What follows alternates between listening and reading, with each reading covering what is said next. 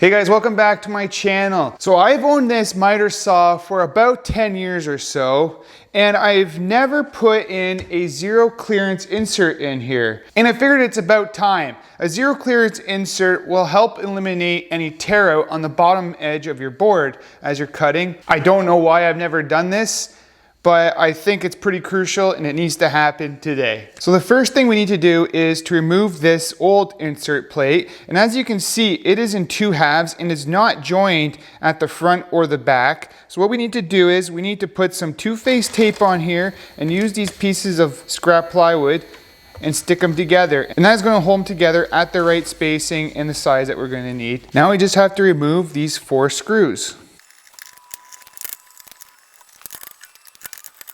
I know I said there was 4, but there's actually only 6. Now we can just lift this out.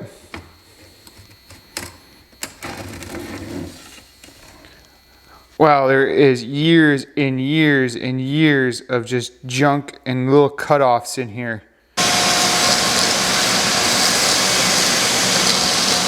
This is actually a really good spot to hide any valuables. Man, it's all hollow under here. Next, we need to see how thick our insert plate has to be, and we're going to use a combination square to do that.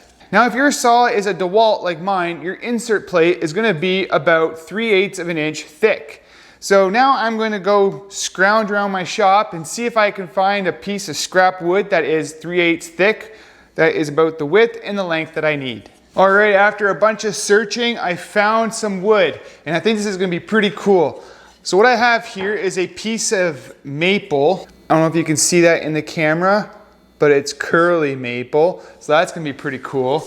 And then I found this piece of walnut, and it's kind of gnarly on the one end, but I don't need all of it. I just need a couple slices off of it, and it's gonna be pretty cool. So I'm thinking I'm gonna put walnut on the outsides, and then the part where the blade cuts through, I'm gonna use the figured maple for that. So now I'm gonna head over to my table saw. I'm gonna cut the maple and the walnut down to their sizes. We're gonna glue them together, and then I'm gonna head over to the planer. I'm gonna plane it down to 3/8 thick, and then you guys will have to wait and see what I do next. Let's cue the montage.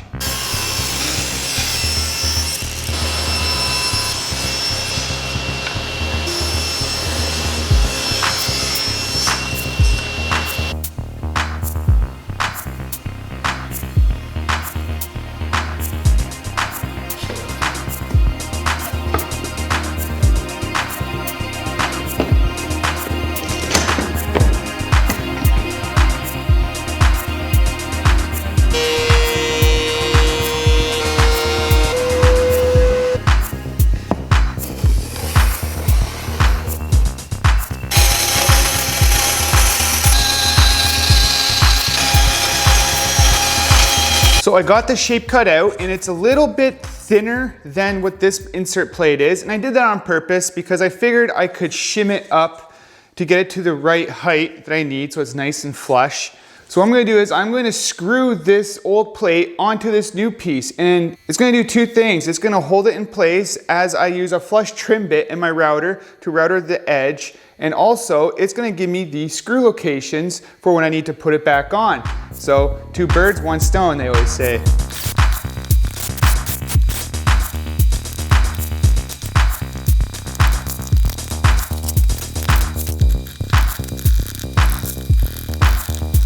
So the rotor bit I'm going to be using is called a flush trim bit, and this is what they look like. They're just a simple straight bit that has a bottom bearing on it. Zokmok Tools sent me this rotor bit set here. They're very inexpensive on Amazon. I think they're around between $15 and $20, I don't know, for the set. Pretty inexpensive for 4 bits. So I'm thinking I'm going to be using this one right here. So I'm just going to take it out of my little holder that I made.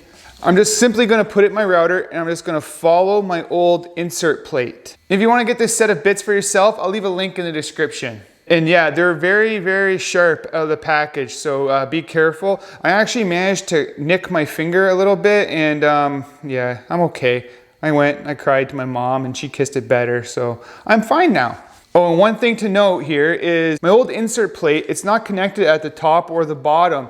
So what I'm going to do is when I'm routering it, I'm going to stop just short on both sides, and then I'm going to go to my belt sander and just smooth that over until I get the perfect radius that fits.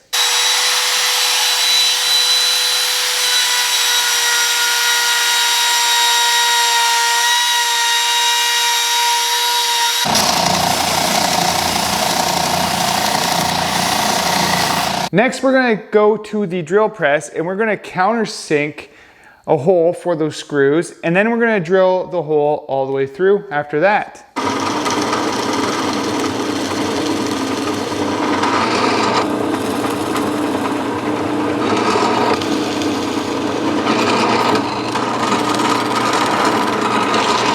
And then to protect the wood, I am going to apply a couple coats of water-based Varathane. I got about 4 coats of finish on there and it's looking really good. So now we're gonna go and we're going to install it in our miter saw and we're gonna make a cut into it. So I made it a little bit too thin, so I just glued on some washers where the screws go.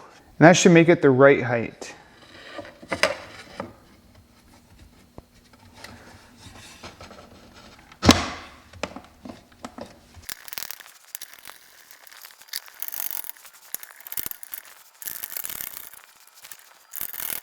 Now we just have to make a cut into it.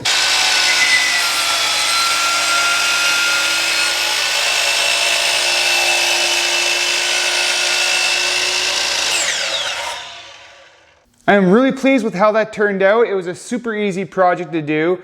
I made it a little more fancier than it had to be. You could simply do this with some plywood or whatever you have laying around in a jigsaw. You don't have to use a router as well to get it to fit. You could just trace it out, cut it with a jigsaw and sand it till you get it to fit. But yeah, I am really happy with it, and I should have done this 10 years ago, but it's done now. So if you're new to my channel, I encourage you to hit that subscribe button, hit the notification bell so you never miss when I upload a new video, and like always, we'll see you in the next one.